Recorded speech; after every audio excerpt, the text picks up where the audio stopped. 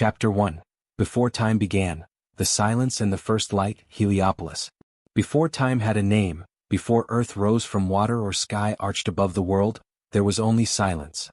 Not the silence of rest, but the silence of non-being. No wind stirred, no sun burned, no stars watched from above. There was no above, and no below.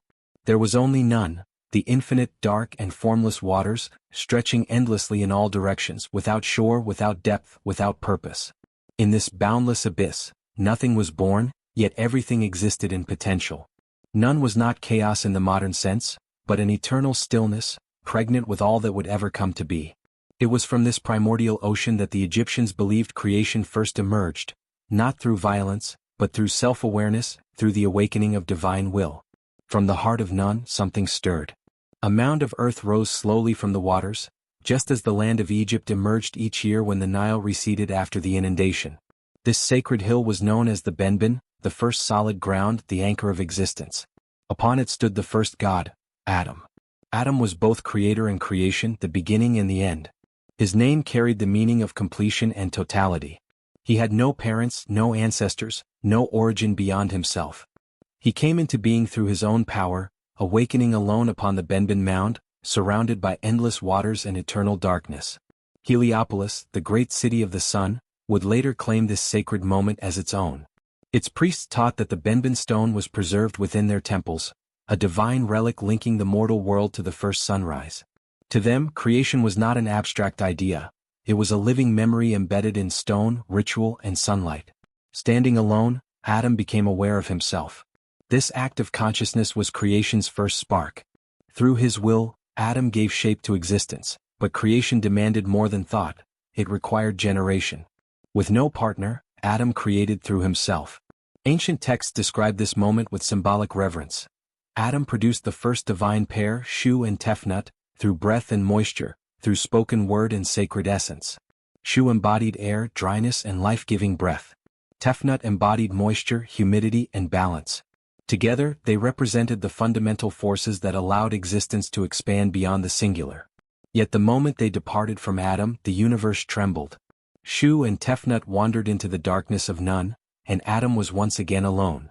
In the vast emptiness, fear touched the Creator's heart, not fear of death but fear of incompletion. To restore balance, Adam sent forth his eye, a divine extension of his will, to search for his lost children. When Shu and Tefnut were finally returned, Adam rejoiced. His tears of joy fell upon the Benben mound, and where they touched the earth, humanity was born. Thus, in the Heliopolitan tradition, humans were not crafted as servants or afterthoughts.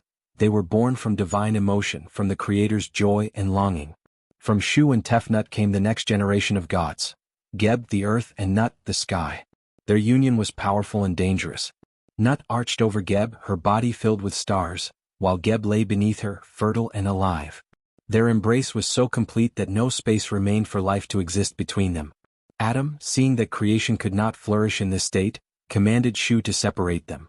With divine strength, Shu lifted Nut high above Geb, forming the sky as a vast dome over the earth. This act established Mot, cosmic order, balance, and harmony. From this separation came time, space, and the rhythm of existence. Nut became the sky goddess, swallowing the sun each evening and giving birth to it each morning. Geb became the living earth, his laughter causing earthquakes, his body nurturing all growing things.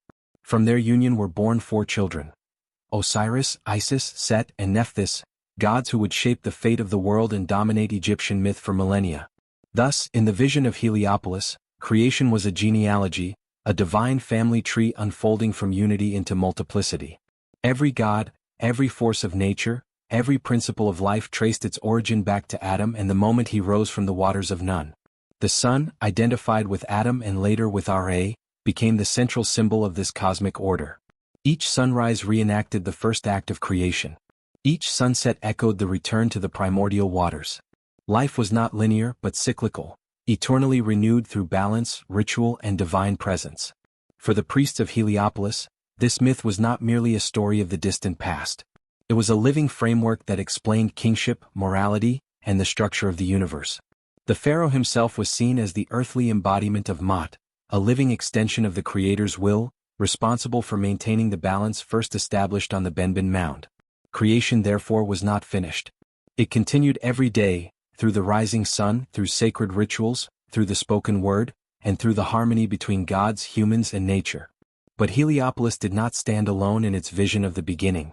Far to the south and north, other cities told different stories. Stories where creation emerged not from a solitary sun god, but from ogdoads of primal forces, or from thought and speech shaped by divine intellect. These myths did not contradict one another, they reflected the many ways the Egyptians understood existence itself. And so, as the sun of Heliopolis rose upon the first morning of creation, other voices were already forming in the darkness, voices that would soon tell their own truths about how the world began. Chapter 2, The Eight Before All, The Hidden Order of Hermopolis. Before the sun rose upon the Benben mound, before Adam spoke the first name into existence, there was another way of understanding the beginning, older, darker, and more abstract. In the city of Hermopolis, known in ancient Egyptian as Kemenu, the priests taught that creation did not begin with a single god, but with a collective of primordial forces, ancient powers that existed before form, before light, and before order itself. These forces were known as the Ogdoad, 8 deities arranged in 4 male-female pairs. They were not gods in the familiar sense of personalities and stories, but embodiments of conditions that defined pre-creation. They did not rule or command, they were the state of the universe before it became the world. The Ogdoad consisted of Nun and Nonet, the waters of chaos and infinity; He and Ha-He, boundlessness and eternity; Kek and Kakit, darkness and obscurity; Ammonius and Amenet, hiddenness and invisibility.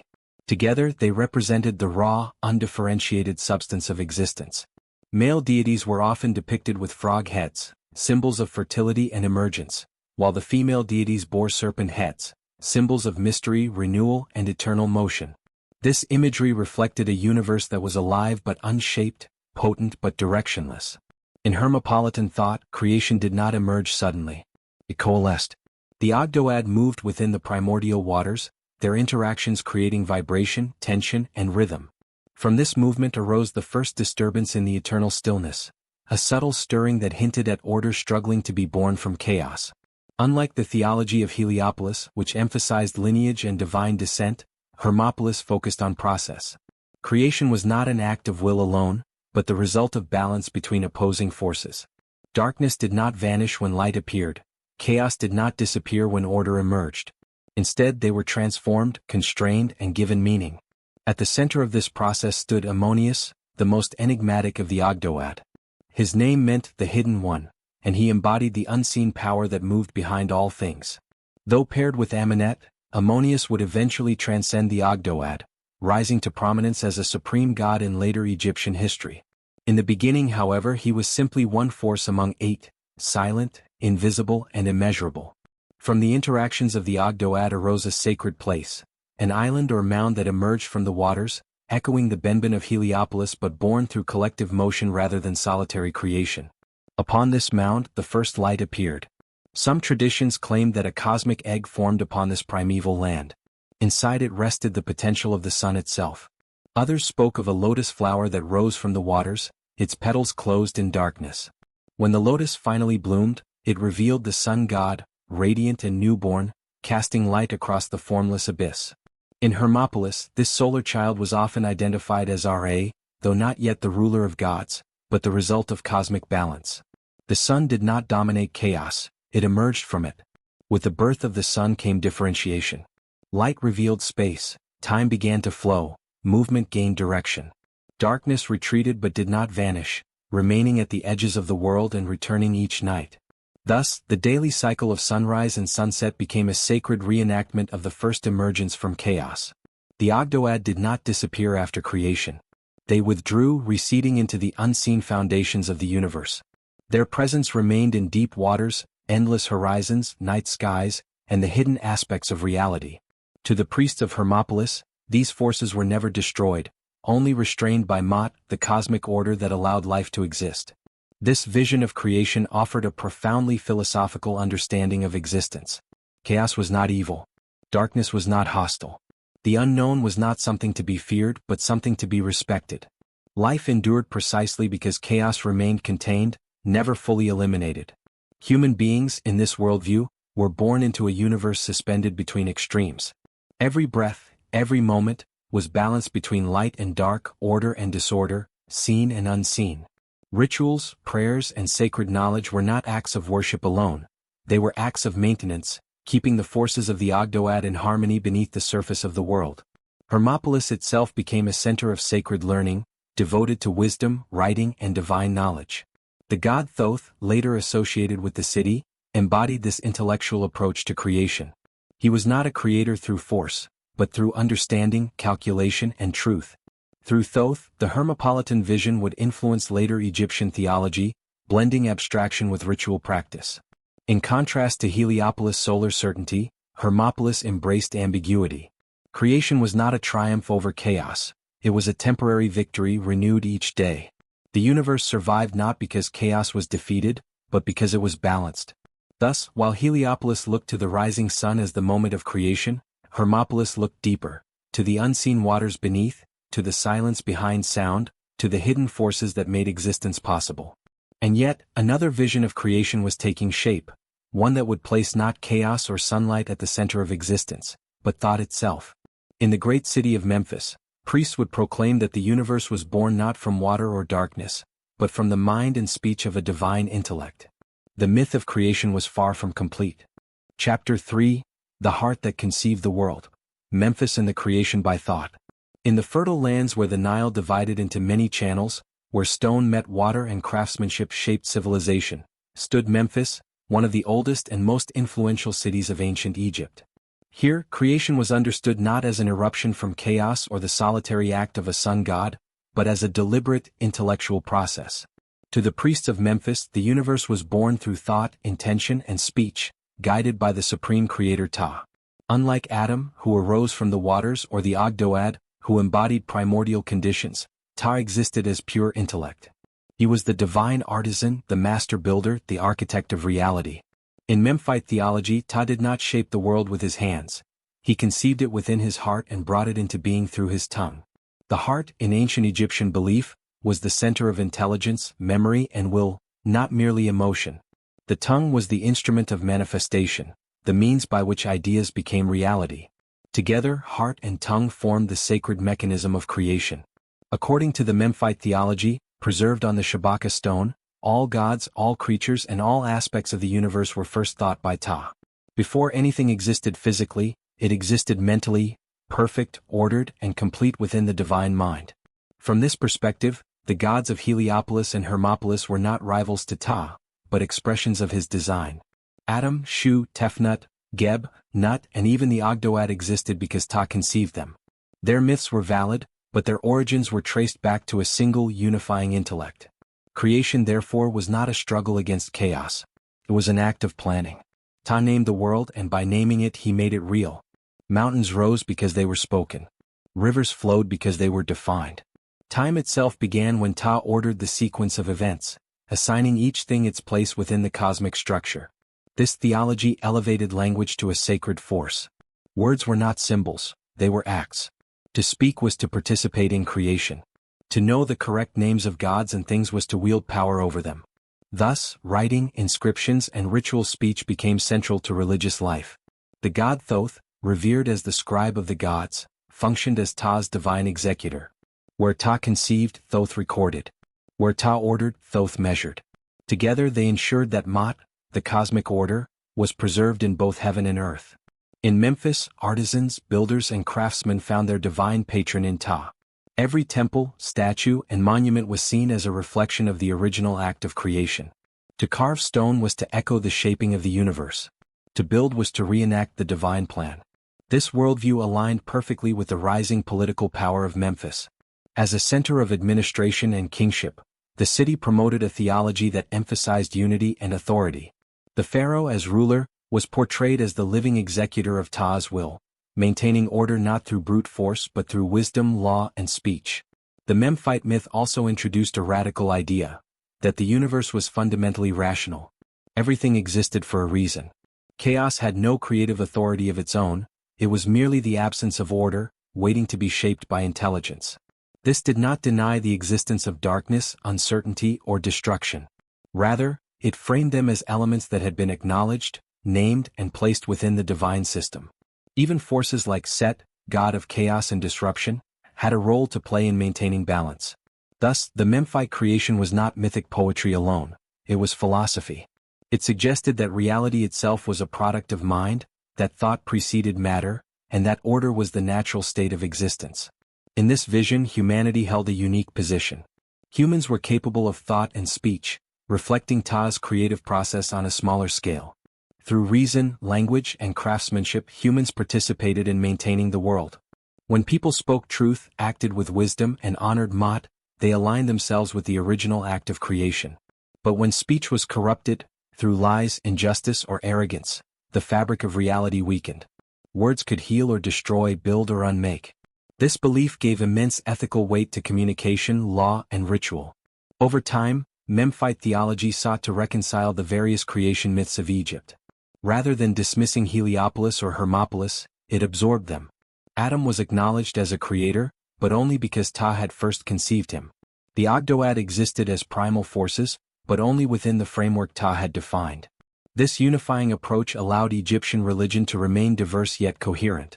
Different cities could honor their gods without contradiction, each expressing a facet of a deeper truth. And yet, beneath these theological syntheses lay an unresolved question. Which vision truly captured the beginning? Was creation born from the sun, from chaos, or from thought? Or were all these stories different lenses through which the Egyptians sought to understand an incomprehensible mystery? As the myths evolved, they did not compete, they converged. The sun still rose from the waters. Chaos still lingered beneath the world. Thought still shaped reality through speech. Together, these visions formed a multi-layered understanding of existence, one that was poetic, philosophical, and profoundly human. In the chapters to come, these traditions will be woven together, revealing how the Egyptians lived within these myths, how kings ruled by them, and how the idea of creation continued to shape their understanding of life, death, and eternity. Chapter 4. When Myths Became Life. The Convergence of Creation and the Order of the World. To the ancient Egyptians, creation was not confined to a distant, unreachable past. It was a living reality, unfolding every day in the rhythm of the sun, the flow of the Nile, and the rituals performed in temples and homes. The myths of Heliopolis, Hermopolis, and Memphis were not competing explanations. They were layers of truth, each illuminating a different aspect of the same cosmic mystery. In the mind of the Egyptian priest, the universe did not require a single origin story. Reality was complex, and so were its beginnings. The rising sun of Heliopolis, the hidden forces of Hermopolis, and the divine intellect of Memphis coexisted within a single framework. Ma'at, the principle of balance, order, justice, and harmony that sustained all things. Every morning, when the sun god emerged on the eastern horizon, Egyptians believed they were witnessing the original act of creation repeated. The sun rose from the waters of Nun, just as it had on the first day. At night, it journeyed through the underworld, confronting chaos and darkness before being reborn at dawn. This daily cycle reassured humanity that order could endure, even in the face of eternal uncertainty. The Nile, too, was a mirror of creation. Each year, its floodwaters transformed the land into a sea of chaos, erasing boundaries and submerging fields. When the waters receded, fertile soil remained and life began anew. This natural rhythm echoed the emergence of land from the primordial waters, reinforcing the belief that chaos was not destructive when guided by divine order. Creation myths shaped the structure of Egyptian kingship. The pharaoh was not merely a ruler, he was the guardian of creation. As the living embodiment of Horus and the earthly representative of the creator gods, the pharaoh's primary duty was to uphold Ma'at. His legitimacy depended not on conquest, but on his ability to maintain balance between the divine, the natural, and the human worlds. In coronation rituals, the king was symbolically reborn, mirroring the moment when the sun first rose or when the Benben mound emerged from Nun. Temples portrayed the pharaoh offering Ma'at to the gods, an act that represented his commitment to sustaining the cosmic order established at creation. The capital cities of Egypt reflected these theological ideas. Heliopolis emphasized solar temples aligned with the path of the sun. Hermopolis became a center of learning and sacred knowledge, devoted to understanding the hidden structures of reality. Memphis, with its workshops and administrative centers, embodied the idea of creation through planning and craftsmanship. Even temple architecture mirrored the act of creation. As worshippers moved from the bright outer courtyards into darker inner chambers, they symbolically journeyed backward through time, approaching the moment before creation. The innermost sanctuary represented the primeval mound, the sacred point where the god first emerged. To stand there was to stand at the beginning of all things. Ritual speech played a central role in sustaining the world. Priests recited hymns, spells, and sacred names not as symbolic gestures, but as creative acts. Every correctly spoken word reinforced the structure of the universe. Language, as taught by the Memphite tradition, remained a force capable of shaping reality. The myths also governed ethical behavior. To live in harmony with creation meant to live according to Ma'at. Truth, justice, restraint, and compassion were not moral ideals alone, they were cosmic necessities. Dishonesty, violence, and imbalance threatened the order of the world, inviting the return of chaos. This belief reached its most profound expression in the Egyptian understanding of the afterlife. Death was not the end, but a transition that mirrored creation itself. Just as the sun entered darkness to be reborn, so too did the human soul journey through the Duat, the underworld, facing judgment before achieving renewal. The heart of the deceased was weighed against the feather of Ma'at. This judgment was not arbitrary. It measured how well the individual had lived in accordance with the principles established at creation. Those who upheld Ma'at joined the eternal cycle of renewal. Those who did not risked dissolution, returning to the chaos from which all life had emerged. Creation myths thus shaped the Egyptian vision of eternity. The afterlife was not a paradise of endless pleasure, but a continuation of cosmic responsibility. Even in death, one was expected to contribute to the maintenance of order. Over centuries, these ideas evolved, adapted, and blended with new influences. Foreign gods were incorporated, local traditions merged, and theological debates unfolded. Yet the core belief endured: the world was fragile and its survival depended on balance. The myths were retold not to explain how creation happened once, but to remind humanity that creation was always happening. Every sunrise, every ritual, every act of justice reaffirmed the victory of order over chaos. As Egypt faced periods of prosperity and decline, these stories provided continuity. Empires rose and fell, dynasties changed, but the principles born at the beginning of time remained unbroken. Creation was eternal, not because it was finished, but because it was continually renewed. In the next chapter, we will explore how these creation myths shaped the Egyptian understanding of human purpose, divine responsibility, and the delicate relationship between gods and mortals, revealing why these ancient stories still resonate across millennia. Chapter 5, Born of Order, Tested by Chaos, Humanity and the Divine Design. In the Egyptian vision of the cosmos, humanity was never an accident. Men and women were born into a universe already shaped by divine intention, sustained by cosmic balance, and threatened constantly by the return of chaos. From the tears of Adam, from the ordered thoughts of Ta, and from the concealed forces of the Ogdoad, human existence emerged as a deliberate element of creation, bound to the same laws that govern gods and stars. Unlike later traditions that placed humans above nature, the Egyptians saw humanity as interwoven with the natural and divine worlds. Humans did not dominate creation, they participated in it. Every action, every word, and every choice either strengthened Ma'at or weakened it. This belief gave profound meaning to daily life. Farming was sacred because it echoed the first emergence of land from the waters of Nun. Building was holy because it imitated the shaping of the cosmos by Ta. Speech carried weight because the universe itself had been spoken into existence. The gods, though powerful, were not distant. They relied on humans as much as humans relied on them. Temples were not merely houses of worship. They were anchors of creation, places where divine energy was renewed through ritual. Priests awakened the gods each morning, clothed their statues, offered food, and recited hymns, not because the gods were weak, but because the world required constant renewal. This mutual dependence shaped Egyptian theology. The gods maintained the cosmic framework, but humans sustained it through obedience to Ma'at. Injustice, negligence, or impiety did not offend the gods alone, it endangered the universe itself. The role of the pharaoh was central in this relationship. As both human and divine, the king stood at the threshold between worlds. His birth was celebrated as a cosmic event, his reign as a continuation of creation.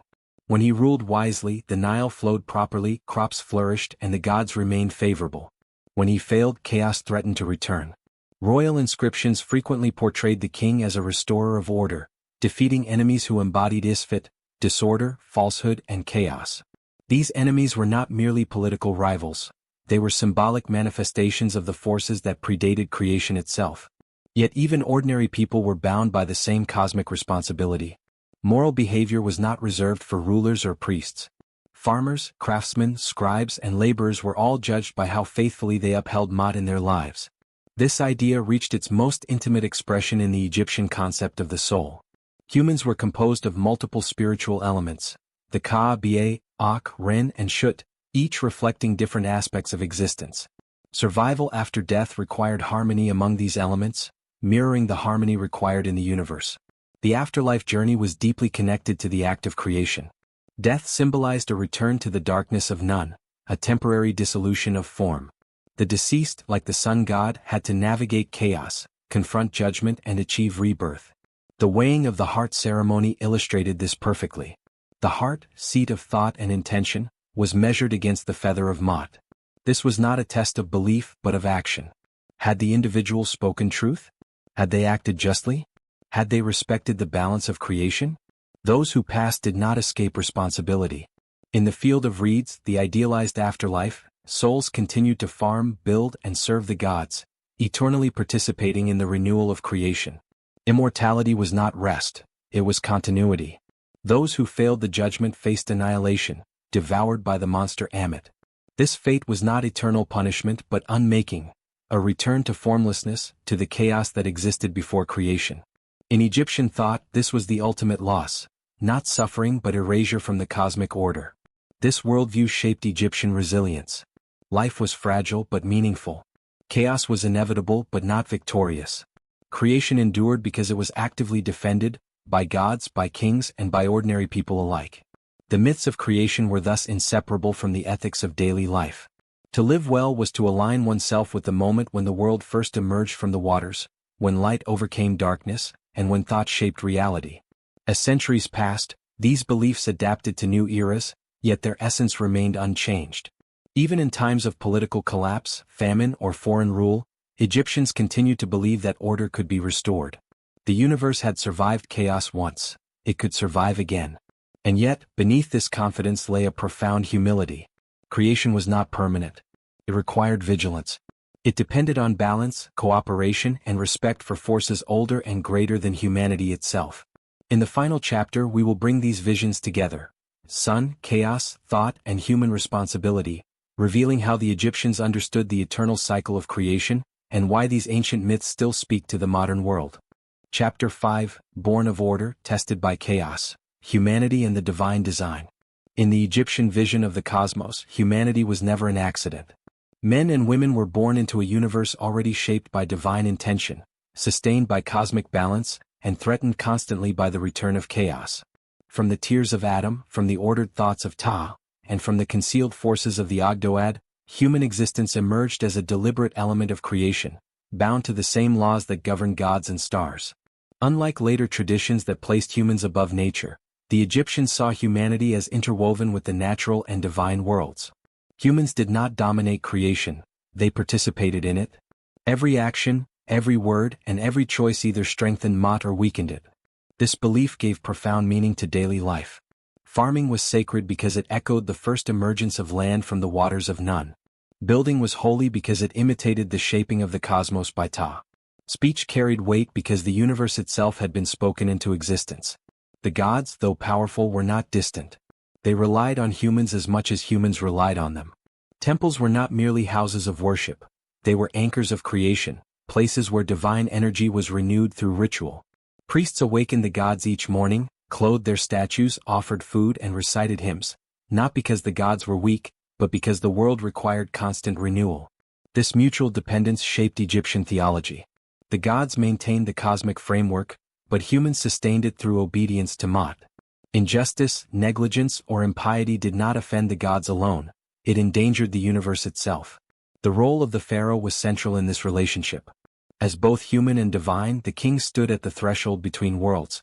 His birth was celebrated as a cosmic event, his reign as a continuation of creation. When he ruled wisely, the Nile flowed properly, crops flourished, and the gods remained favorable. When he failed, chaos threatened to return.